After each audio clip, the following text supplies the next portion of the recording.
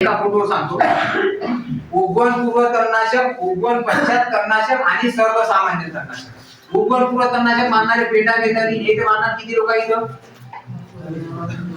सगळे मारलेले आहे. रिझल्ट किती लोकांना आला? 100% रिझल्ट कोणाला आला? उगवण पूर्वचा 100% तणाचं नियंत्रण होतं. त्यांना आला त्या कागद. आणि आपला मूळ उद्देश काय? आपला मूळ उद्देश काय? जमीन सुपीक करणे. जमीन सुपीक कवा होईल? तण निघल तेव्हा. म्हणजे आपल्याला उगवण पूर्व मारायची गरज आहे नाही. पैसे वाचले का राहिले? वाचले. मला एवढं सांगा, पैसे वाचले का राहिले? वाचले. म्हणजे आपल्याला फुकटात का पाहिजे? तण आलं पाहिजे.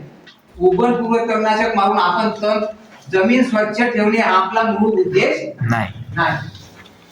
पण त्याच्यात एक पण आहे. तुम्ही पहिल्या वर्षी जेव्हा शेती करा एसआरटी तेव्हा तुम्ही तणावर प्रेम करायचं, कारण तुम्हाला अनुभव नाही. म्हणण्याचं तण पाहायचा अनुभव आहे का? तुम्हाला वावरातली जशी ना जशी बाहेर फेकाचा अनुभव आहे, तण ठेवायचा अनुभव नाही आहे. म्हणून पहिल्या वर्षी तुम्ही उगवण पूर्व तणनाशकाचा वापर करू शकता. पण तुम्हाला कसं हिरव्या कार रानामध्ये फक्त एक वास बसलेला पाहिजे, आपल्या याच्यात सगळं डुकलं पाहिजे. एवढं पूर असं म्हणण्याचा उद्देश आपल्या सगळं वावरात केलं तुम्हाला दिसतेच, काही शंका नाही. म्हणजे म्हणण्याचा उद्देश आपल्या उगवण पूर्वचा खर्च वाचला का नाही त्याच्यात आहे. उगवण पूर्वचे रिझल्ट 100% का 50% भेटेल याची गॅरंटी नाही. कारण कंपनीचं सुद्धा म्हणणं आहे उगवण पूर्व मारा त्याच्यावर पाणी आला पाहिजे. पाणी तुमच्या हातात नाही आहे. शिरवाई येऊ शकते, 10-12 थेंबही येऊ शकते, नाही तर अमाप येऊ शकते. निसर्गात आपल्या हातात नाही आहे. थोडासा शिरवा आला, त्याची पॉइंट फुटली, वरचा लेअर धरला नाही धरला चाललं. म्हणून म्हणतो का तो सुद्धा खर्च आपल्याला इथं कमी करता येते. पण केव्हा अनुभव येईल तेव्हा, पहिल्या वर्षी नाही. हे लक्षात घ्या. नवीन शेतकरी जे तुम्ही मनासोबत करणार असाल तर पहिल्या वर्षी तुम्ही उगवण पूर्व मारलंच पाहिजे. पहिल्या वर्षी तुम्ही उगवण पूर्व मारलं पाहिजे. पण समजा आता हे जुने झालेले आहे 10-12 शेतकरी इथं यायचं उगवण पूर्वची गरज नाही. दुसरं तर नाही उगवण पश्चात. मग तो मुद्दा मी सांगितला का हिटवीट लागत नाही, पहिल्या वर्षी लागत. मला काय हिटवीट लागत नाही याचं कारण सांगतो, पहिले समजावून. आता पहा,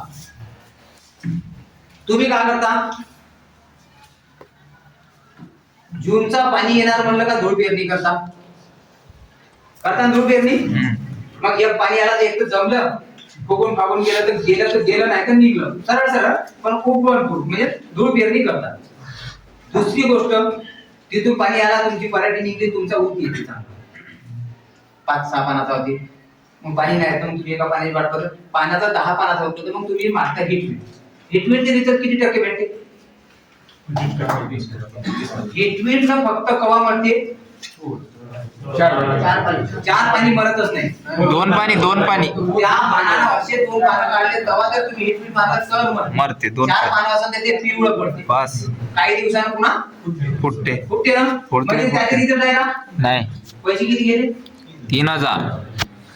रिझल्ट नसून 3000. मी सांगतो तुम्हाला, मला काऊन नाही हिटवीट लागत त्याचं कारण सांगतो. तुम्ही केली धूळ पेरणी, म्हणजे जमिनीत जेवढा कचरा होता तेवढा तुम्ही येऊ दिला, हिटवीट मारलं. तुमच्यात महान फरक म्हणजे एसआरटी शेतीतून तुमच्यात माझा छोटासा फरक. तुम्ही 20 मेले टोकले, 20 जूनले टोकले, 10 जूनले मिरका. मी 25 जून पर्यंत वावरतच नाही. मग तुमची 15 दिवस पराठी केवढी होते एवढी? 4 पाणी, 6 पाणी, 7 पाणी, 8 पाणी. आणि मी काय केलं? 15 दिवस वावरातच नाही आलो. 15 दिवसांना तुमचा तण एवढं माहित तेवढं. मग मी त्या तणात टोकन करतो.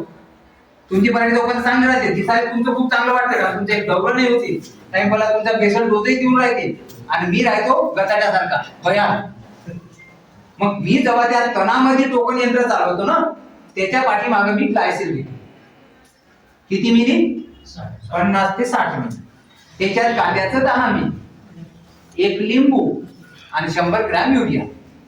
मग मी काय केलं, जे उगून तर आलं ते मारलं, मग हे मरत राहील ना माही पराठी. जमिनीत ओल पहिलेच आलेलं राहते, एकही भाग जात नाही. टोकन यंत्रानं जर तुम्ही पराठी लावली ती एकही दाणा तुमचा भाग जात नाही, तुम्हाला धुणून लागत नाही. तुम्ही जेव्हा बायाच्या हाताला टोकन करता बिलकुल डोळा मला मी गॅरंटी की तुमच्यावर सगळं सांगतो. म्हणजे तुम्ही काय करता, पहिले मजुराच्या हातात टोकन करता. टोकन करायला तुम्हाला एकरी किती बाय लागते? 4 ते 5. तीनच धरू आपण. हा 4 द्या, तिला 2 धरू, 400 रुपये धरू. 400 रुपयात तुमची एक बाई पहिले हितभऱ्यावर, दुसरं हातभऱ्यावर, 2 उभ्यानं, 2 इकडं, 2 इकडं, तिघावर माती 4 उकडे. हो अर्धेले अर्ध तुमची बाद, आपण जे पराठी बाद जातो म्हणतो, किती टक्के बाद जाते? अर्धी जाते. अर्ध्याले अर्धी. मजुरीचा खर्च वाला 2 नाही लागते आणि वेळेला 3 नाही लागते. टोकन यंत्राने एकच माणूस 6 एकर टोकते आणि एकही धुणं लागत नाही. पैसे वाचले करायले वाचले. मजुरापासून तर सुटका होऊन राहिली, बियाणात बचत होऊन राहिली, एका दिवशी काम सम प्रमाणात सम खोलीवर होऊन राहिलं. आणि राहिला हा मुद्दा तुम्हाला का मी हिरव्या तणात टोकल्याच्यानं मला हिटपीट लागत का? मग नाही. माही पराठी एवढी होतपर्यंत मी वावरतच नाही पुन्हा 20-25 दिवस. तुम्ही दुसऱ्या दिवशी जाता, खत द्यायचा आहे, डवराचा आहे, हिटपीट मारायचा आहे, चालू तुमचं राडगाड. इथं माणसाला आराम भेटते. 20 ते 25 दिवस तुम्हाला पराठीच्या क्षेत्रात जायची गरज नाही. पण त्याच्यासाठी तुम्हाला एका फोटो काढणं चालायला चालणार. हिटपीट उरलं मला वाचले हिटपीटचे पैसे. म्हणण्याचा उद्देश हाच होता का आपण जे काही करतो ते नाही करायचे. आणि राहिला प्रश्न मग तुमची एवढी पराठी आणि मी जमिनी, तिथून 3 महिन्यात येऊन पाहायचं, तुम्ही जमिनीकडे पाहायचं आणि मी आकाशाकडे पाहायचं. ते उदाहरण तयार.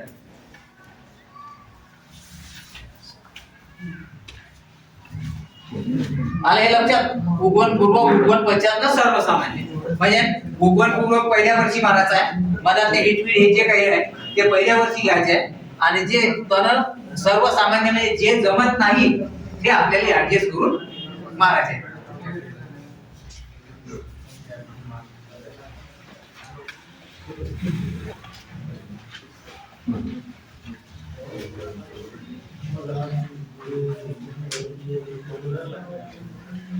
बघा सांगितलेला मुद्दा, एसआरटी पद्धतीमध्ये तणनाशकाचा प्रमाणबद्ध व अचूक वापर. मग सांगितलं तर क्लिअर काय? तुम्ही 150 म्हणे, मी 60 म्हणू, तो मुद्दा तो आता आला. माणसावर, इतर प्राण्यावर अथवा मातीवर कोणतेही दुष्परिणाम झालेले आढळून आले नाही असे प्रयोग केलेले आहेत. किंबहुना अशी तणनाशके वापरलेल्या जमिनीत सर्वदूर गांडूळ, पर्यावरण स्नेही नाजूक प्राण्यांचे सहजपणे प्रजनन होऊन त्यांची संख्या मोठ्या प्रमाणात वाढून आलेली आढळून येते. यशस्वीपणे सेंद्रिय कर्बाचे प्रमाण वाढून सूक्ष्मजीवांची वाढ झालेली आढळते. सूक्ष्मजीवांची वाढ झाली म्हणजे ज्या दिवशी तुमचं रासायनिक कमी होईल त्या दिवशी समजून जा. पुन्हा एक गोष्ट, एसआरटी करायच्या अगोदर आपली जमीन तपासून घ्या, पण एप्रिल महिन्यात तपासा. एप्रिल महिन्यात तपासा आणि माती पिकात पावड्यानं सबलीनं काढू नका. किती लोक त्याच पद्धतीने काढते ना? सगळ्यात चूक वस्तू आहे. तुम्हाला जर माती काढायची असेल तर ते काढा लागल येणवाले असं हे करून त्या पद्धतीने. पण तसं काढायचं तुम्हाला जमत नाही, तुमची जमीन येऊ मरण्याची कळ. पण ते तसा पर्याय करा, जमीन तपासा. करायच्या अगोदर याच्यासाठी का आपण खरंच एसआरटी केल्यावर आपल्याला आराम आहे का?